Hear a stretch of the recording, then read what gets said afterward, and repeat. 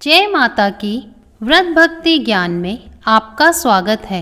शारदीय नवरात्रि की आप सभी को हार्दिक शुभकामनाएं। आज की इस वीडियो में हम आपको सुनाएंगे नवरात्रि व्रत कथा। अगर आप चैनल पर नए हैं तो चैनल को सब्सक्राइब करें। एक समय की बात है, बृहस्पति जी ब्रह्मा जी से कहते हैं कि ब्राह्मण, आप अत्यंत बुद्धिमान, सर्वशास्त्र और चारों वेदों को जानने वालों में सबसे श्रेष्ठ हैं। हे प्रभु, कृपया कर मेरा कथन भी सुनिए। चैत्र व अश्विन माह के शुक्ल पक्ष में नवरात्रि का व्रत व उत्सव क्यों किया जाता है? इस व्रत का क्या फल मिलता है? पहले इस व्रत को किसने किया था? बृहस्पति जी का कथन सुनकर ब्रह्मा जी बोले, बृहस्पति, तुमने बहुत ही अच्छा प्रश्न किया है। जो मनुष्य मनोरथ पूर्ण करने वाली दुर्गा, महादेवी, सूर्य और नारायण का ध्यान करते हैं, वह मनुष्य धन्य है। नवरात्रि का यह पर्व संपूर्ण कामनाओं को पूरा करने वाला है। ब्रह्मा जी आगे कहते हैं कि बृहस्पति, जिसने सबसे पहले इस नवरात्र महाव्रत को किया है, उसका पवित्र इतिहास मैं तुम्हें सुनाता हूँ। तुम इसे ध्यानपूर्वक सुनो। ब्रह्मा जी कहते हैं, एक नगर था जिसका नाम पीठत था। उसमें अनाथ नाम का ब्राह्मण निवास करता था। वह भगवती दुर्गा का अनन्य भक्त था। संपूर्ण सद्गुणों से युक्त एक कन्या ने उसके यहाँ जन्म लिया। मानो ब्रह्मा की सबसे पहली रचना हो वह। उसका नाम सुमति रखा गया। सुमति अपनी सहेलियों के साथ ऐसे बड़ी होने लगी जैसे शुक्ल पक्ष में चंद्रमा की कलाएं बढ़ रही हों। सुमति के पिता नियम से प्रतिदिन दुर्गा की पूजा तथा हवन किया करते थे और उस समय सुमति भी वहां उपस्थित रहती थी। एक दिन सुमति अपनी सहेलियों के साथ खेल में मग्न हो गई और भगवती के पूजन में शामिल नहीं हुई। उसके पिता को सुमति पर बहुत क्रोध आया और क्रोध में आकर कहने लगे कि हे दुष्ट पुत्री, आज तुम भगवती के पूजन में शामिल नहीं हुई, इसलिए मैं तुम्हारा विवाह किसी कुष्ठी व दरिद्र मनुष्य से कर दूंगा। पिता की बातों से पुत्री को कष्ट पहुंचा और कहने लगी कि हे पिता, मैं आपकी पुत्री हूँ और आपके अधीन हूँ, इसलिए आप मेरा विवाह जिस किसी से कराना चाहे करा सकते हैं, क्योंकि होना तो वही है जो मेरे भाग्य में लिखा है। मुझे तो भाग्य पर पूर्ण विश्वास है। सुमति कहती है कि मनुष्य कितने मनोरथों को पूरा करना चाहता है, लेकिन होता तो वही है जो भाग्य विधाता भाग्य में लिख कर देते हैं। जो जैसा कर्म करता है उसको फल भी उनके कर्मों के अनुसार ही मिलते हैं।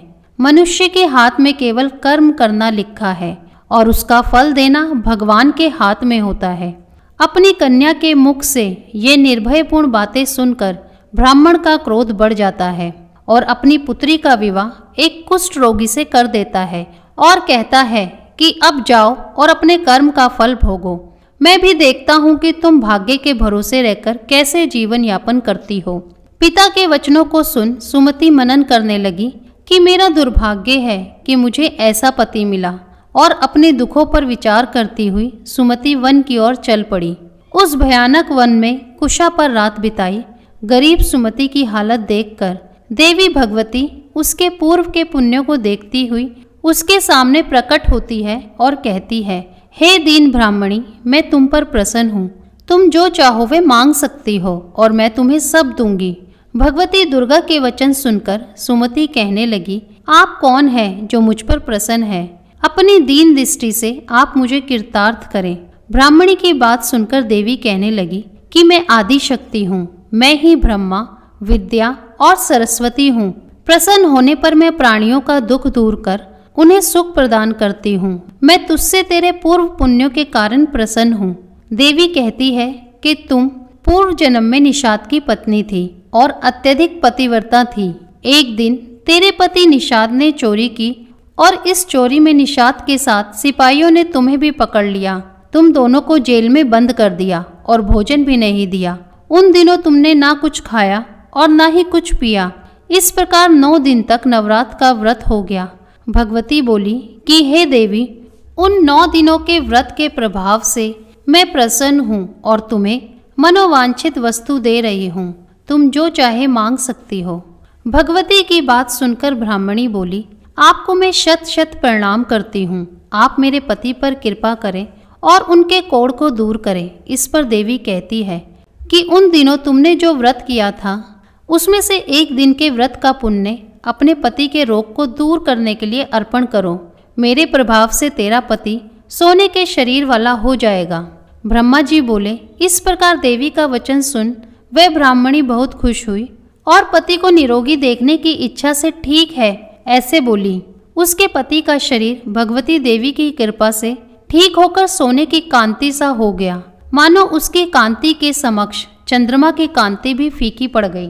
पति की मनोहर देह को देखकर ब्राह्मणी देवी को अति पराक्रम वाली समझकर स्तुति करने लगी कि हे दुर्गे, आप दुखों को दूर करने वाली, तीनों लोगों के कष्ट हरने वाली, दुखों का निवारण करने वाली, रोगी को निरोगी करने वाली, प्रसन्न होने पर मनवांचित फल देने वाली और दुष्ट मनुष्यों का नाश करने वाली हो।